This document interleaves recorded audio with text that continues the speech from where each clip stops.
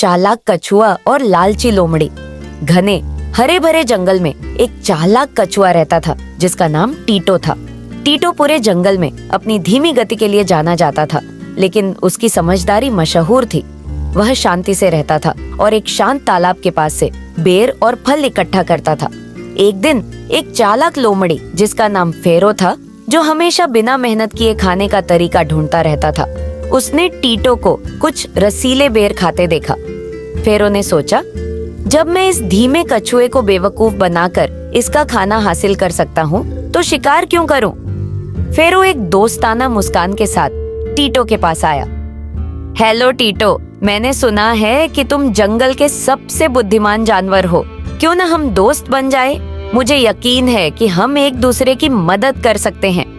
टीटो हालांकि धीमा था, फेरो की लालच को भांप गया, लेकिन उसने ऐसा दिखाया जैसे कुछ समझा ही ना हो। यह तो बहुत अच्छा विचार है फेरो, क्यों ना हम कल तालाब के पास एक दावत करें? मुझे पता है कि कहाँ सबसे रसीले बेर मिलते हैं। फेरो की आंखें मुफ्त के खाने के ख्याल से चमक उठी। वह तुरंत मान गया। अगली सुबह फेरो तालाब के पास टीटो से मिला। टीटो फेरो को तालाब के उस पार ले गया, जहाँ घने झाड़ियों का एक समूह उगा हुआ था। यहाँ के बेर सबसे मीठे होते हैं, लेकिन इन्हें पाना थोड़ा मुश्किल है, टीटो ने कहा। फेरो, जो खाने के लिए उत्सुक था, तुरंत झाड़ियों में घुस गया, लेकिन जैसे ही उसने कदम रखा, उसके पंजे एक कीचड़ भरे गड्ढे में फंस गए जो झाड़ियों के नीचे छिपा हुआ था। चाहे वह कितनी भी कोशिश करता, वह खुद को छोड़ा नहीं पा रहा था। टीटो, जो किनारे से देख रहा था, शांत स्वर में बोला, देखो फेरो, तुम बिना मेहनत किए मुझसे खाना हासिल करना चाहते थे, लेकिन लालच ने तुम्हें फंसा दिया है।